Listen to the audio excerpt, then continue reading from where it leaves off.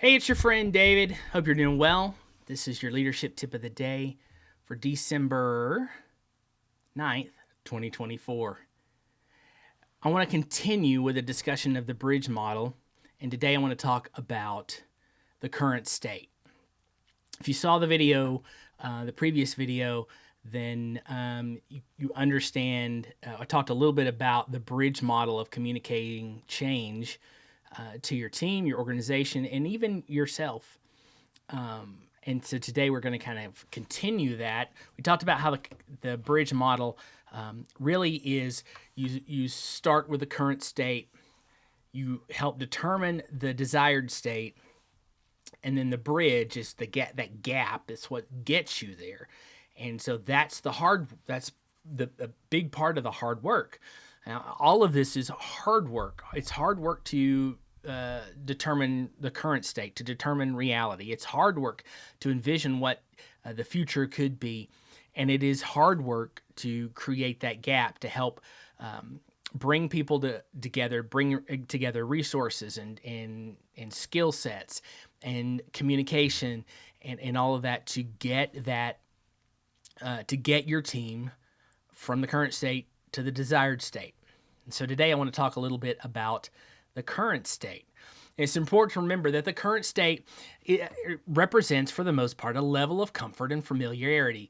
People often have an emotional attachment to the way things are, even if those things are not ideal.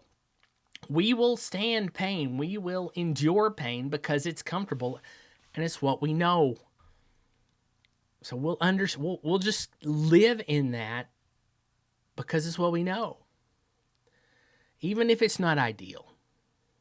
And our role as leaders is to respect that attachment while trying your best to get people to move forward. And so I want us to talk a little bit about that current state. This is where we take an honest look at where our organization or our team is. What are the inefficiencies? What are the frustrations?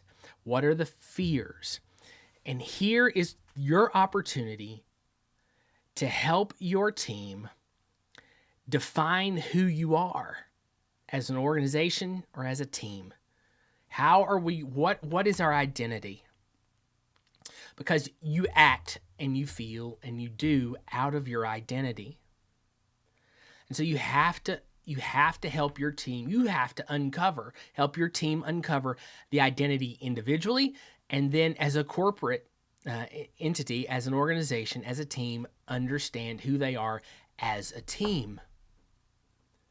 And you have to look at inefficiencies. You have to look at processes. You have to look at systems. You have to look at fears, anxiety, things that are going on in the organization's life, frustrations. All of that has to be looked at. Our ability to define this state truthfully and openly will set the tone for how receptive our teams need to be and will be to change. A transparent current state allows people to feel understood and heard. We often talk about the importance of acknowledging the present situation. If people don't feel their experiences are not being recognized, they'll be far less likely to buy into the proposed change.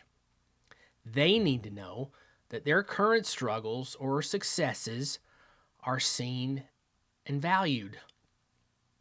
Now, this also is not just about identifying problems. It's about recognizing what is working well. There are things in your organization and in your team that are working wonderfully. So people need to know that their past efforts are valued and that the change is about building on those successes instead of scrapping them and dismissing them. For instance, if your team has been using an old system that they've become comfortable with, it's important to acknowledge the skills they've developed in working with that system. That recognition will help them feel more confident about adapting to something new. And so here's some things to think about when we think about discovering the current state. Take a few minutes and think about a change you personally experienced, either at work or in your personal life. What was the current state for you then, and what emotions were involved? Think about how the current state influenced your feelings toward the change. Were you comfortable? Did you feel the change was necessary or inevitable? Because often the emotions tied to the current state, whether it's comfort or fear or resistance, or what determine how someone will adapt to change. By understanding these emotions, we can better tailor our approach to guide them forward. So you think about that. Have a great day. Hey, thanks for listening. If you liked this episode, please subscribe.